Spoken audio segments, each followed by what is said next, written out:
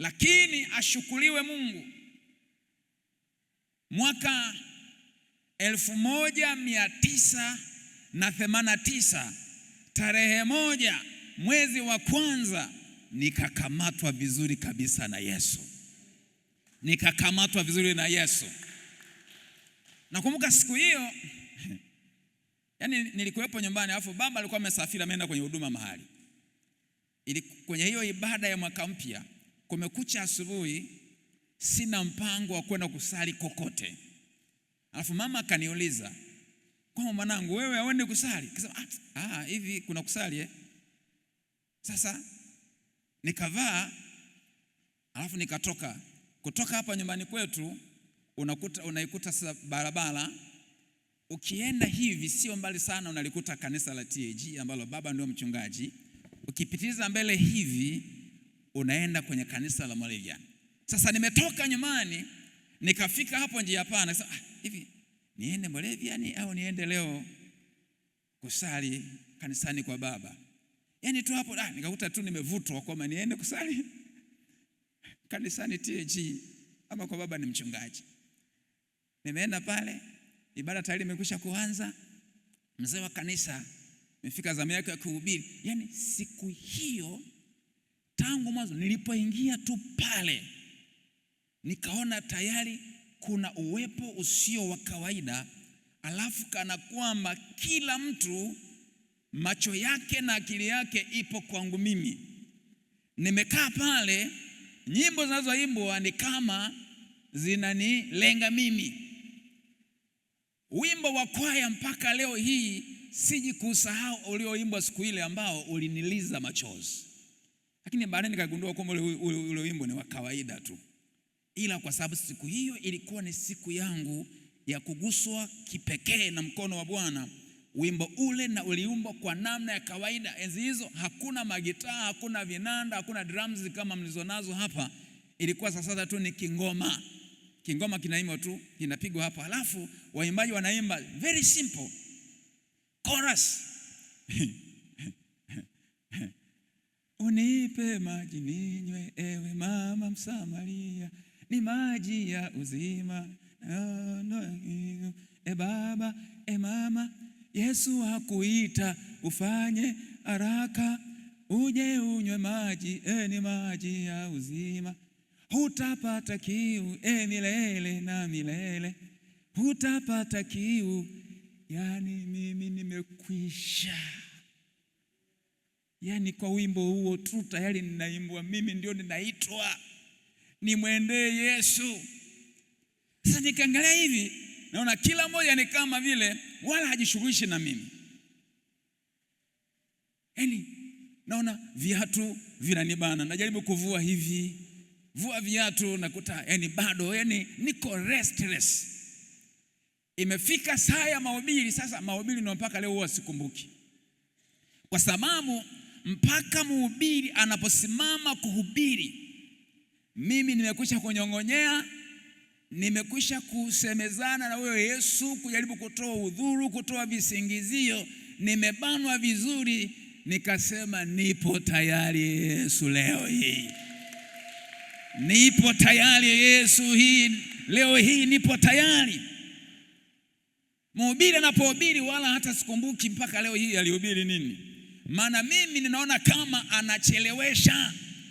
Nataka tu nipate nafasi, kwa sababu najua makanisa ya Kipentekoste huwa mwishoni mwa mahubiri huwa wanaita watu kuokoka, na isubiri tu saa hiyo ambayo nitaitwa ili ya kwamba nimpe Yesu maisha yangu, nimalizane naye, nipate amani, nitoke kwenye hali hii ya mahangaiko nilionayo. Mhubiri amemaliza, hakutoa nafasi ya watu wanaotaka kumpa Yesu maisha. Mara wamekaribisha siku kitu gani? Wamekaribisha kitu gani? Mara si fulani simama waombe kufunga ibada. Yani ndo naachwa hivi. Kwa hiyo nikakaa stand by kwamba hapa anaposema tu amen, mimi nipo tayari madhabahuni. Bwana Yesu asifiwe sana. nilipoombewa sala ya toba nikapata amani. Haleluya, haleluya, haleluya. Sasa ndugu zangu wapendwa, ninapotafakari jambo hili la kuokoka na ninapojaribu kuangalia hali zinazoendelea katika makanisa siku hii ya leo, siku hizi za leo,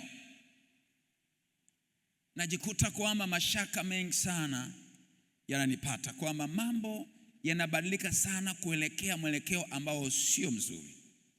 Na ndio maana watumishi wa Mungu katika kumwomba Mungu wanaotuongoza, wanaoliongoza kanisa lake zuri ila TAG, Roho wa Mungu akawaongoza kwamba wakati huu ni wakati wa kumtaka Bwana na nguvu zake.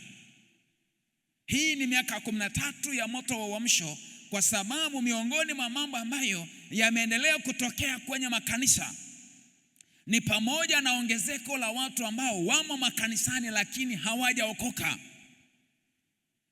Sasa mimi najiuliza leo hii, kwa nini mimi nilikuwa ni mtu ambaye sina uhuru wa kujichanganya katikati ya watu waliookoka? Ninakwepa. Kwa nini kila nikiingia kwenye ibada ya watu waliookoka ninakosa amani? Maana ninaona mimi ninanyooshewa kidole kwamba ni mwenye dhambi. Hukumu ya Mungu inanitesa kwamba akija Yesu, na bahati mbaya sasa tangu utoto nimejifunza. Kwa hiyo kweli za msingi kuhusu wokovu na nini kitawatokea wale wanaokataa wokovu wakifa katika dhambi, au kama Bwana Yesu akija kunyakua kanisa lake, mtu huyo hajafanya uamuzi wa kumpa Yesu maisha yake. Yote hayo ninayajua. Kwa sababu sikuwa na utayari, ilikuwa ninakwepa, sitaki kujichanganya na watu waliookoka. Ninayakwepa makanisa ya Kipentekoste. Nakumbuka hata nilipochaguliwa kwenda Songea Boys kusoma sekondari kule. Sasa kwa sababu tu unajua tena mambo ya kusali haya ni tangu utotoni, kukaa kabisa bila kusali kabisa siku zote pia inakuwa sio jambo zuri. Kwa hiyo mimi nikachagua kusali Lutheran, angalau kanisa ambalo linafanana na lile la mama yangu kule la Moravian. Nikawa nasali tu pale, na nena dhambi zangu lakini nasali tu. Siku moja nikapata tu wazo, maana nilikutana na mtu ambaye ni mtu mzima ambaye ni wa nyumbani kwetu anayefahamiana na baba. Huko kusongea, mbona tukuoni kanisani? Akanisii sana niende kanisani. Siku hiyo nikaenda Jumapili. Nikakosa raha kabisa, nikasema mimi huku sitarudi tena. Sitaki ama kanisa ya kilokole, mimi nikienda ninakosa nini? Ninakosa amani. Sasa leo hii, kwa nini wenye dhambi wabakie makanisani lakini wawe tu, yani wana amani zao tu? Wanaweza wakaigiza wokovu, na wao hata ukisema waongoze sala ya toba wako tayari. Utamwongoza sala ya toba lakini ndani huku hajampa Yesu maisha yake, hajaokoka. Kwa nini? Maana yake lipo tatizo.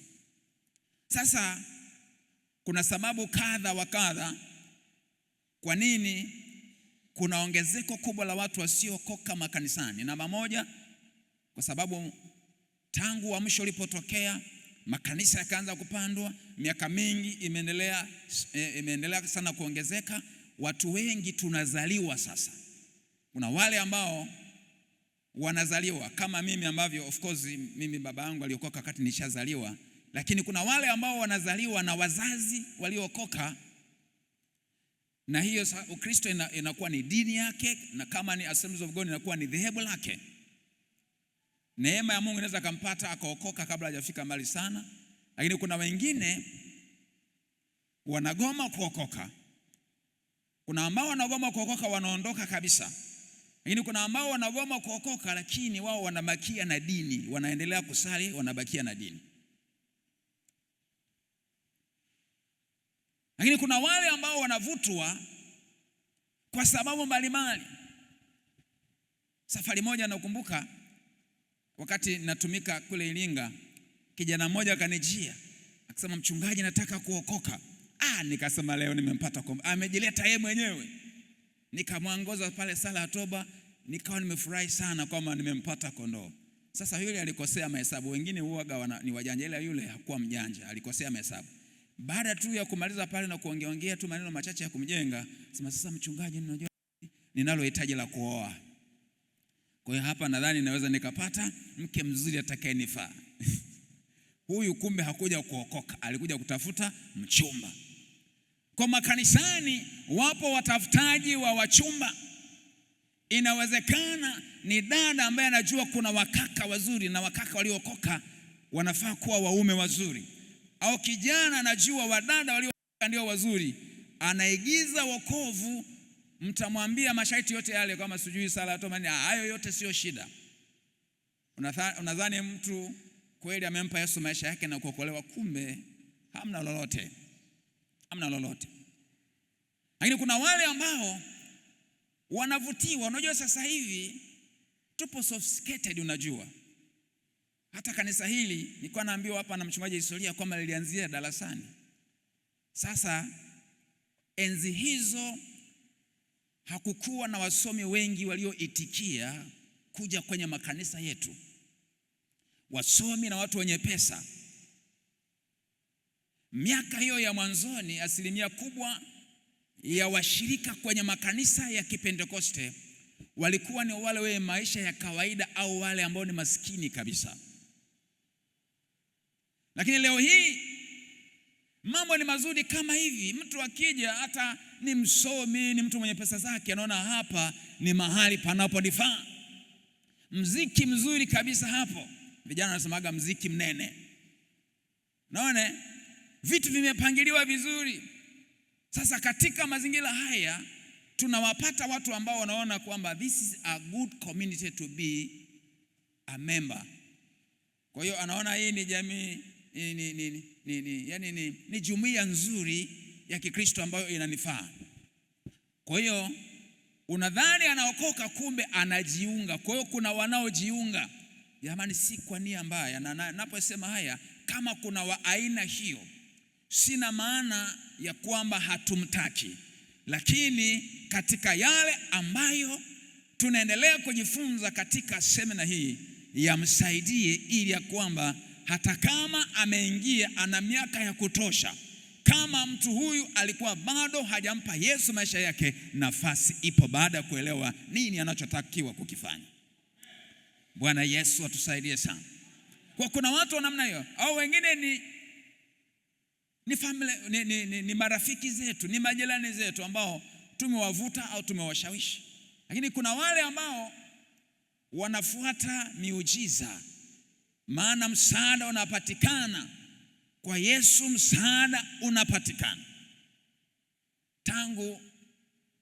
Tangu kanisa, mwanzoni mwa kanisa, watu wengi sana walioitikia habari ya wokovu ni wale wenye shida na wakaona kwamba kuna ufumbuzi kwa shida zao. Lakini sio kila mmoja anayeitikia kwa namna hiyo anaokoka kwa kumaanisha. Kule nyumbani kwetu kuna mzee mmoja alihangaika sana na mke wake, alikuwa amelogwa, akateseka kwa muda mrefu, ameenda sana kwa waganga. Na alikuwa ni mtu mwenye ni Mkristo, ana dini yake, yani wa dhehebu fulani hivi la Kiprotestanti. Lakini baadaye akashuhudiwa kwamba msaada upo kwa Yesu. Ukienda kanisa lile watakuombea mke wako, watamwombea mke wako atapona. Na ni kweli, alipoletwa katika kanisa la TAG, nazungumza habari za huko nyumbani kwetu sasa, Vwawa huko, akafunguliwa.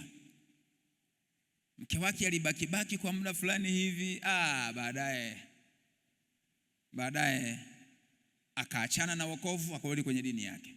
Lakini yule baba yule, yeye ndiye akawa ameokoka kikweli kweli. Yaani mwenye shida aliyeombewa akafunguliwa ni mke wake. Lakini huyo mume wake mpaka leo hii, hata juzi tu ananipigia simu kunisalimia. Mpaka leo hii, na tunazungumza mambo ya miaka zaidi ya 20 sasa hivi, yupo kanisani, anaendelea na wokovu.